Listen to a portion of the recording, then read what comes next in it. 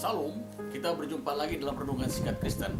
Firman Tuhan hari ini terambil dari kitab Yesaya pasal 53 ayat 1-5. Bapak Ibu sekalian, firman Tuhan hari ini terambil dari kitab Yesaya pasalnya yang ke-53 ayat 1-5. Demikian firman Tuhan yang akan saya bacakan. Siapakah yang percaya kepada berita kami dengar, dan kepada siapakah tangan kekuasaan Tuhan dinyatakan? Sebagai taruk ia tumbuh di hadapan Tuhan, dan sebagai tunas dari tanah kering. Ia tidak tampan dan semaraknya pun tidak ada, sehingga kita memandang dia, dan rupa pun tidak, sehingga kita menginginkannya. Ia dihina dan dihindari orang, seorang yang penuh kesengsaraan dan yang biasa menderita kesakitan. Ia sangat dihina sehingga orang menutup mukanya terhadap dia, dan bagi kita pun dia tidak masuk hitungan. Tetapi sesungguhnya penyakit kita lah yang ditanggungnya, dan sesaran kita lah yang dipikulnya. Padahal kita mengira dia kena tulah, dipukul dan tindas Allah. Tetapi dia tertikam oleh karena pemberontakan kita, dia diremukkan oleh karena kejahatan kita. Ganjaran yang mendatangkan keselamatan bagi kita ditimpakan kepadanya, dan oleh bilur-bilurnya kita disembuhkannya. Amin. Berbahagialah orang yang merenungkan firman Tuhan pada hari ini, yang mana pada saat ini orang berbicara, apa makna salib itu? Apa arti salib itu? Yesaya telah menuliskannya 800 tahun sebelum Kristus lahir, bahwa dia seorang yang akan menderita, seorang yang menderita untuk memikul segala beban, persoalan dan masalah-masalah dosa dan kejahatan manusia dipikulnya oleh dia. Sebab itu Yesaya juga akan mengatakan, ayat 1 dikatakan begini, siapakah yang percaya kepada berita yang kami dengar, dan kepada siapa katakan kekuasaan Tuhan dinyatakan. Bicara salib adalah bicara soal kekuasaan, kemuliaan Tuhan. Rasul Paulus mengatakan dalam 1 Korintus, salib itu adalah pemberitaan tentang kemuliaan Tuhan yang dinyatakan. Arti salib adalah sangat universal, karena salib itu adalah suatu jalan terobosan yang diambil oleh Tuhan untuk menyelamatkan manusia. Yang pertama dikatakan, arti salib itu adalah Tuhan membuka jalan bagi umatnya untuk bersekutu dengan dia. Dalam kitab Kejadian, permulaan manusia diciptakan telah jatuh pada saat mereka melanggar apa yang Tuhan telah nyatakan, supaya mereka tidak memakan buah pengetahuan yang baik dan jahat itu. Tetapi manusia itu telah melanggar oleh karena apa? Oleh karena setan telah merayu lewat ular naga itu. Maka dalam Kejadian pasal 3 dikatakan bahwa Tuhan mengadakan permusuhan antara keturunan manusia dengan keturunan ular bludak itu. Dan Tuhan berfirman bahwa keturunan manusia akan meremukkan kepala ular bludak itu. Sebab itu Yesus disebut anak manusia. Dialah yang mengalahkan iblis, kekuasaan penghulu udara di atas kayu salib. Yang pertama dikatakan arti salib adalah bahwa salib itu telah mengalahkan kekuasaan iblis, dan kekuasaan kejahatannya telah dirontokkan. Tuhan Yesus ketika dicobai oleh orang-orang Farisi dan Saduki mengatakan bahwa dia pakai ilmu setan dan ilmu segala macam. Tuhan Yesus berkata, dalam melakukan tindakan mukjizat dan kuasa-kuasa yang dinyatakan, Tuhan Yesus berkata kepada mereka, mana mungkin kerajaan perang dengan kerajaan? Kalau kerajaan perang dengan kerajaan, maka kerajaan itu akan hancur luluh lantak. Sebab itu Tuhan Yesus berkata, kerajaanku adalah kerajaan surgawi, kerajaan umat-umat pemenang, dan iblis adalah kerajaan kegelapan yang telah dikalahkan di kayu salib. Karena lewat kayu saliblah maka segala beban dosa dan pelanggaran umat manusia yang percaya ditebus oleh dia, dan tidak berhak lagi iblis menuduh. Iblis telah menuduh Musa pada saat Musa menjadi mati. Alkitab mengatakan dalam kitab Perjanjian Baru bahwa mereka berdebat, dan kemudian di Zakaria ditulis bagaimana Yosua nyawanya dituduh oleh iblis.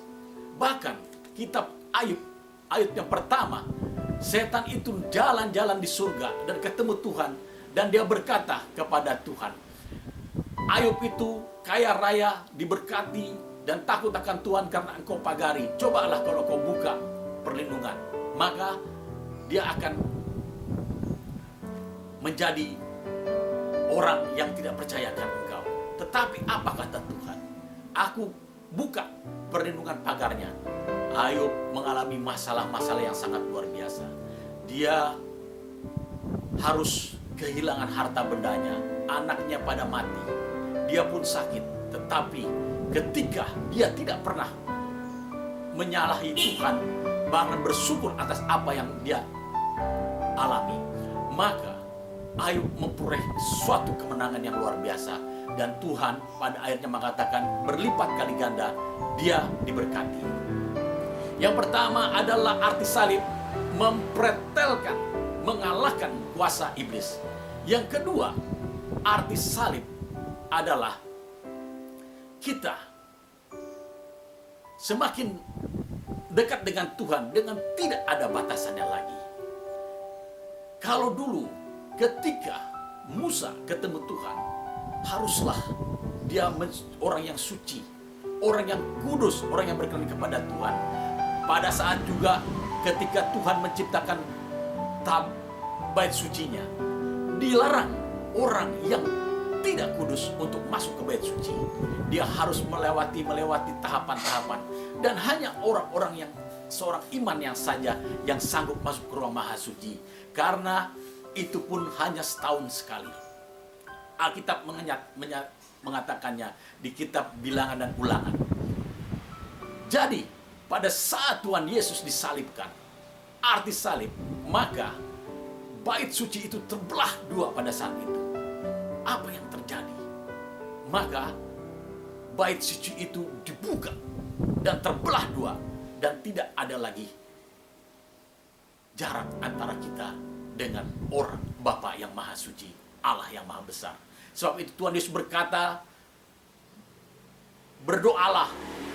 Berdoa kita mengucapkan, Bapa kami yang di surga, dikuduskanlah namamu, datanglah kerajaanmu, jadilah kehendak-mu.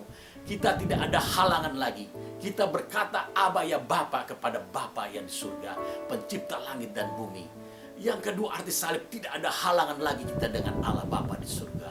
Dan kita setiap saat kita bisa berdoa, kita bersekutu, kita bisa beribadah. Itulah arti salib yang kedua, yang dinyatakan bahwa kita tidak ada halangan lagi. Dan kita materaikan dalam doa dan permohonan di dalam nama Tuhan Yesus Kristus, yaitu nama Bapa Allah Bapa surga sendiri. Sebab itu yang kedua dikatakan tadi, bahwa kita tidak ada halangan lagi bersekutu dengan Bapa lewat salib itu. Saliblah yang membawa kita tidak ada halangan lagi. Seperti zaman Taurat itu, kita harus menghadapi fase per fase atau tahapan-tahapan sampai ke ruang maha suci. Hanya ruang maha suci itu ditempati oleh imam. Dan Tuhan juga berkata kepada Musa, tanggalkan kain kusutmu, karena tempatnya kau pijak adalah kudus. Tetapi sekarang, karena salib, kita tidak ada halangan lagi. Mau pagi kita berdoa, siang berdoa, malam berdoa, dia hadir, dia maha hadir. Dia dekat bagi mereka orang yang mau mendekat. Dia ada kalau orang yang mau bersekutu dengan dia. Yang pertama, salib telah mengalahkan iblis dan telah merontokkannya. Dan yang kedua, tidak ada halangan lagi bahwa kita bersekutu dengan Tuhan, menyatu. Sebab itu Tuhan Yesus berkata, aku dengan Bapa satu, dan engkau dan aku adalah satu. Sebab itu hidup kita bukan dikata lagi, melainkan Kristus yang hidup dalam kita. Yang ketiga dikatakan, waktu peristiwa salib itu, dalam kitab Matius dikatakan, bahwa Tuhan mengambil orang-orang kudus yang telah mati. Dia masuk ke lembah-lembah kekelaman. Karena kenapa? Fase dari kitab Kejadian sampai Kejadian baru, manusia itu di dalam lembah kekelaman. Ketika mati, mereka di dalam lembah kekelaman. Sebab itu hanya dua yang terangkat ke surga, Henokh dan Elia. Yang lain di lembah kekelaman. Daud berkata, sekalipun aku dalam lembah kekelaman, aku tidak takut bahaya. Gadamu dan tongkatmu itulah yang menyertaiku. Mazmur 23. Tetapi dalam kitab Matius, ketika dia mati, dia bawa orang-orang kudus itu, jiwa-jiwa roh-roh yang di dalam ruang Maha Kudus, yang ruang lembah kekelaman itu dibawa ke tempat surgawi, di mana dia ada, kita pun ada. Sebab itu pada saat sekarang ini, jika kita mengalami kematian, kita akan langsung ke surga dan tidak ada lagi ke lembah kekelaman. Karena apa? Karena Yesus telah membuktikan bahwa dia mati dan bangkit dan hidup dan naik ke surga. Yang ketiga, dia membawa kita ke surga. Dia membawa tawanan-tawanan yang dulu masih di dalam lembah kekelaman. Itulah arti salib yang ketiga. Yang keempat, karena Yesaya berkata, oleh bilur-bilur Yesus kita telah disembuhkan. Yang keempat adalah tidak ada lain. Dia, arti salib adalah dia yang telah menebus segala dosa pelanggaran kita dan segala penyakit kita dan segala persoalan beban kita. Taruhlah di salib segala beban pergumulan, beban masalah kita. Karena darah yang tertumpah di bukit Golgota telah menyelamatkan dia, menyelamatkan kita. Dan oleh bilur-bilurnya Yesaya mengatakan kita telah sembuh. Amin. Demikianlah firman Tuhan yang menyatakan arti salib sesungguhnya. Arti salib Kristus. Salib Kristus yang pertama adalah mengalahkan iblis.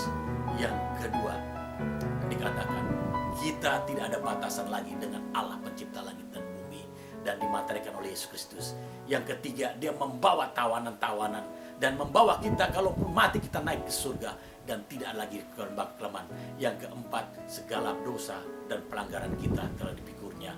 Yesaya mengatakan 16 tahun, merahkah seperti kemeja akan putih seperti salju, kotorkah seperti kusuma akan putih seperti domba. Dan Daud mengatakan, berbahagialah orang yang diampuni dosanya dan dilupakan segala pelanggarannya. Tuhan memberkati kita sekalian. Mari kita berdoa. Bapa dalam surga, terima kasih untuk firman-Mu bahwa arti salib bagi kami adalah suatu yang universal, bahwa arti salib adalah suatu kebahagiaan bagi kami, bahwa kami telah dilepaskan dari belenggu kelelaman dan segala masalah-masalah persoalan dan segala penyakit, bahwa hidup kami bukan kami lagi, bagi Kristus dalam hidup kami, karena Engkau telah bayar dengan harga yang tunai di atas bukit Golgota. Sebab itu kami percaya pada hari ini bahwa Engkaulah Tuhan dan Raja kami. Bapa dalam surga, jika juga ada kami yang sakit pada saat ini, mari Tuhan Kau sembuhkan sakit kanker, lever, sakit tumor, sakit apapun. Dalam nama Yesus segala penyakitmu disembuhkan pada hari ini. Maka di dalam nama Yesus, dan dikatakan dalam kitab Yesaya tadi bahwa bilur-bilur setelah menyembuhkan, maka dalam nama Yesus Kau disembuhkan. Terima kasih untuk kesembuhan yang kami peroleh. Bapak, kami berdoa untuk pergumulan, beban masalah, beban kepicikan hidup, beban rumah tangga, beban jodoh, pekerjaan dan masalah lain. Bukakan jalan kelepasan, kelegaan, damai, sejahtera. Dan firman berkata, mintalah akan diberi, ketuk pintu akan dibukakan, cari akan mendapatkan. Dan kami percaya kami telah meminta dan mengetuk pintunya, dan Engkau akan memberikan dan berikan jawaban bagi kami. Terima kasih Bapa dalam surga.